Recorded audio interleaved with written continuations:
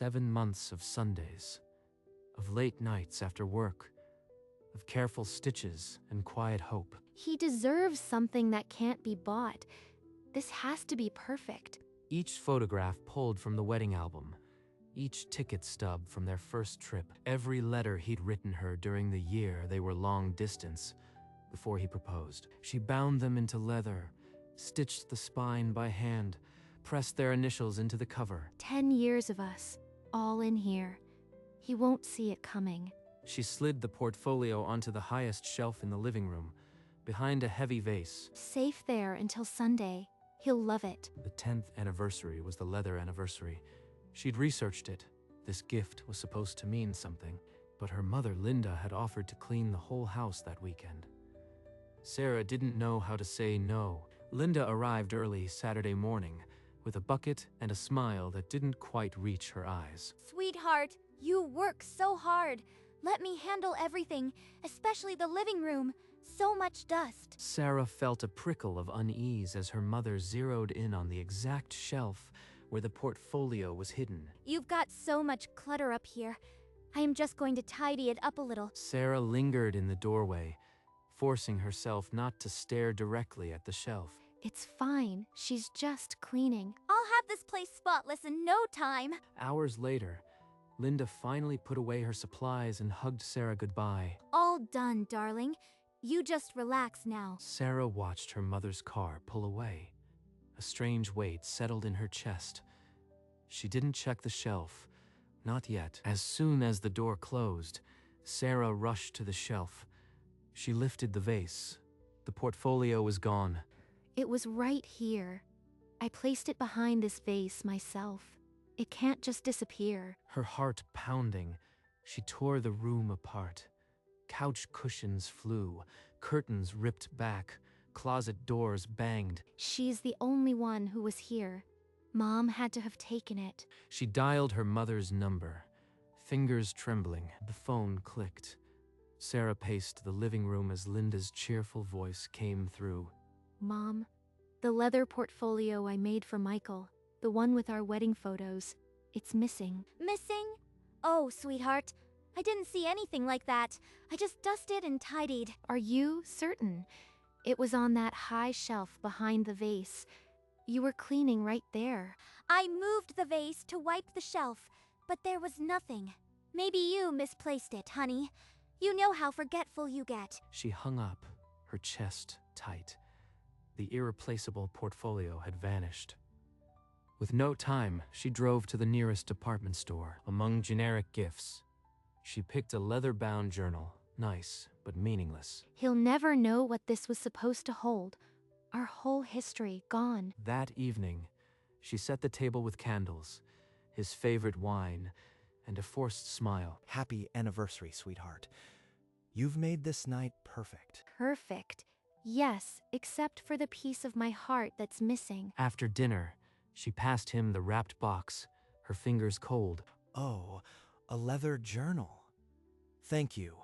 I was just thinking I needed a new one. It should have been a chronicle of us, not a blank book. Her smile stayed as he held her, but inside, she ached for what was stolen. 3 weeks after the anniversary, Michael sat at his desk late one night, running the monthly review of their joint credit accounts. A line item caught his eye. A $612 refund from a place called Whitmore Bindery. He didn't recognize the name. He hadn't bought anything there, and refunds don't appear without a purchase first. Someone returned something on this card. A high-end bindery. And the date is only 2 days after our anniversary. His forensic accountant instincts kicked in. He opened the digital statement archives, cross-referencing every charge. No outgoing purchase. A refund without a corresponding debit. That means someone physically walked into that shop. The card linked to the refund was the secondary joint card he kept for emergencies, a detail that tightened his jaw. Sarah never uses this card. And Whitmore Bindery, that's the kind of shop that does custom leather work. He began digging deeper, pulling up the transaction timestamp and the merchant's full business record. He would get answers. He just didn't know yet that those answers would lead straight to his mother-in-law. He called Whitmore Bindery and asked about the unexplained refund. The shop manager told him a woman had returned a handcrafted leather portfolio in person, claiming a defect. Leather portfolio. That's the kind of gift Sarah would spend months making. He requested the return documentation, the shipping receipt, and customer complaint form. The manager emailed copies within the hour. The return date was the very day Linda had cleaned their house. Linda, she was the only one there that day.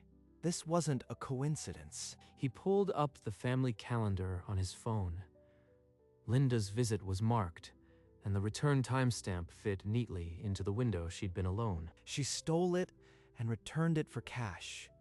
That's why Sarah was so upset after the anniversary. He needed more proof, something that left no room for denial. He requested a scan of the return form, knowing the handwriting could be crucial. The email from Whitmore Bindery arrived with 2 attachments: the signed return form and a grayscale surveillance still. He opened the photo first and felt the air leave his lungs.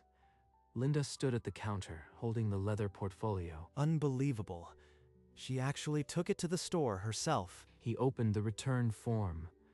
The handwriting was unmistakable, Linda's tight-looped cursive filling out the customer complaint. She had checked a box labeled defective workmanship and requested a full refund.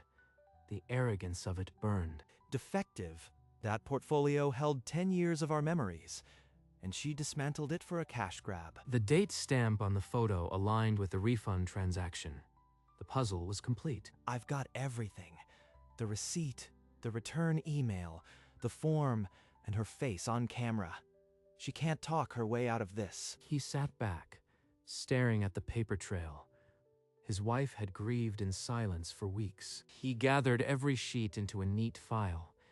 It was time to tell Sarah. Michael found Sarah in the kitchen, setting out coffee cups. He set the folder on the table between them. Sarah, I need you to see something. I found out what happened to the portfolio. He laid out the evidence piece by piece.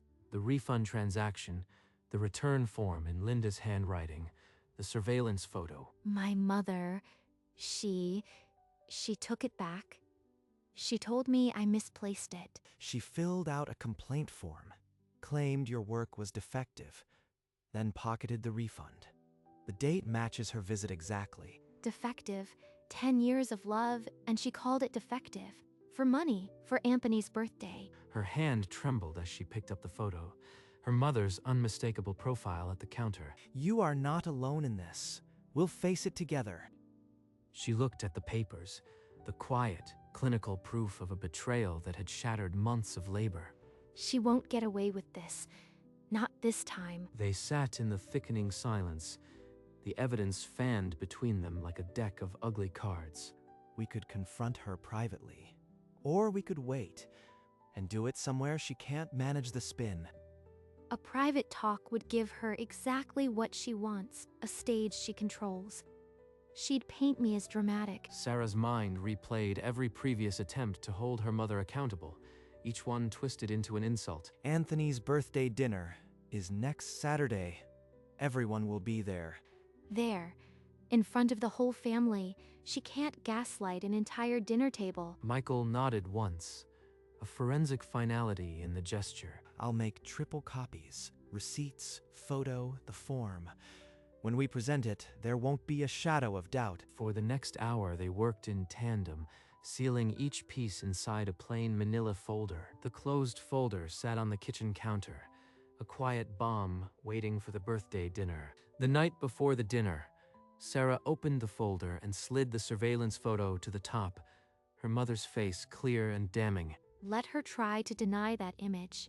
It's her, plain as day. Michael came to stand behind her, resting his hand on her shoulder without a word. I've triple-checked every document.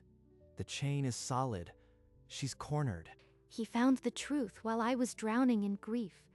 I owe him this moment. She dressed in the same gray blouse she'd worn while stitching the portfolio. A deliberate choice. I started this project in this blouse. Tonight, I end her deception in it. She lifted the folder from the counter, the evidence inside pressing against her fingers. I'll drive. Just breathe. We'll be there soon. Sarah slipped the folder into her tote bag. Without another word, they walked out the door, leaving the quiet house behind. The car rolled through the evening streets, streetlights flickering across the windshield. Sarah watched the houses blur past. Every block feels like a countdown. Once we walk through that door, there's no taking it back. Her fingers traced the edge of the tote bag, the manila folder a hard rectangle beneath the canvas. Michael released the wheel with one hand and covered hers. The gesture said everything she needed. He doesn't have to say anything. I can feel the anger in his stillness. They turned the corner onto Anthony's street. The house glowed with warm light, cars lining the curb, silhouettes moving inside. Laughter spilled from an open window. Linda's laugh, shrill and unmistakable. That laugh used to freeze me tonight. It just makes me tired. We don't have to stay long. Just long enough for the folder to do its work. Sarah gripped the folder through the bag. Her heartbeat slowed. She nodded once, then opened the car door. The front door swung open before they could knock. The warmth of the party spilled onto the porch. There's my girl and Michael. We were just talking about you. Come in, come in. Sis, you made it. This spread is insane. Mom really outdid herself this year. Sarah smiled, a perfect mask. Michael kept the folder close, stepping into the bright room. Linda's laugh broke over the chatter, shrill and proud, aimed at a joke only she found hilarious. That laugh bought itself with my gift, and she doesn't even know what's coming. Anthony unwrapped Linda's present, a designer watch. She beamed as he held it up for everyone to admire. Michael placed the tote bag on the empty chair beside him, its contents hidden beneath a folded napkin. Plates were passed. Wine poured. The table buzzed with easy conversation, oblivious and warm. Not yet. Wait for the cake. When her defenses are down. The cake emerged from the kitchen, candles flickering. Linda clapped with delight.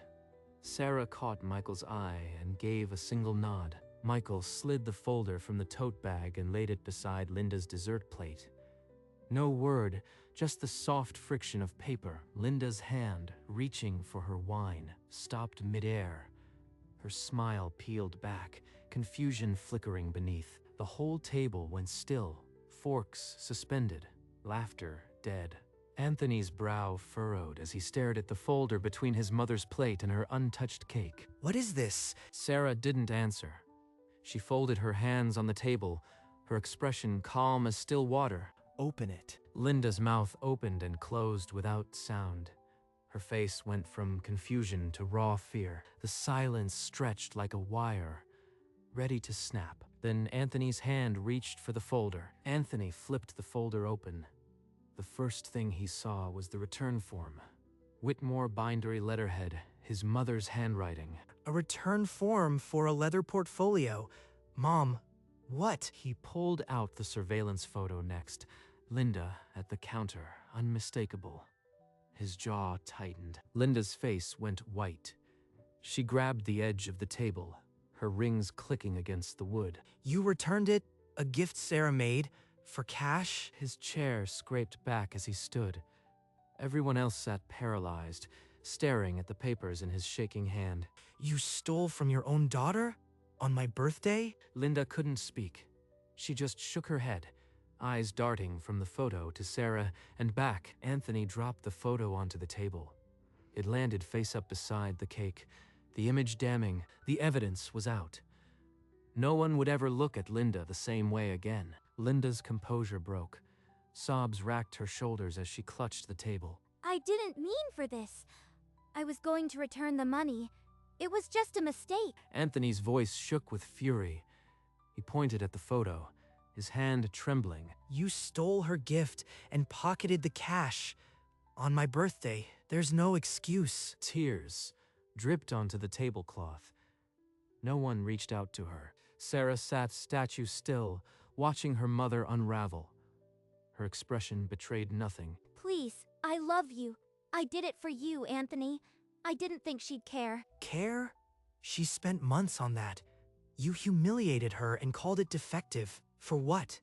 A party? Silence pressed in, broken only by Linda's choked weeping. Sarah's hands remained folded, a quiet sentinel amid the wreckage, waiting for her moment. Sarah's hands unfolded. She picked up the cake knife. The motion was slow, deliberate, louder than any sob. She cut a thick slice of the birthday cake and lifted it onto a clean plate. She took the irreplaceable. This is what I give back. She set the plate beside the manila folder and slid it across the table toward Linda. Enjoy the gift, Mom. The cake sat on the table, a single slice separated from the rest, the frosting smeared slightly. Sarah's face remained still, that same gentle smile, eyes patient and direct. She didn't look away. Linda's tears dropped onto the table, but the room was frozen.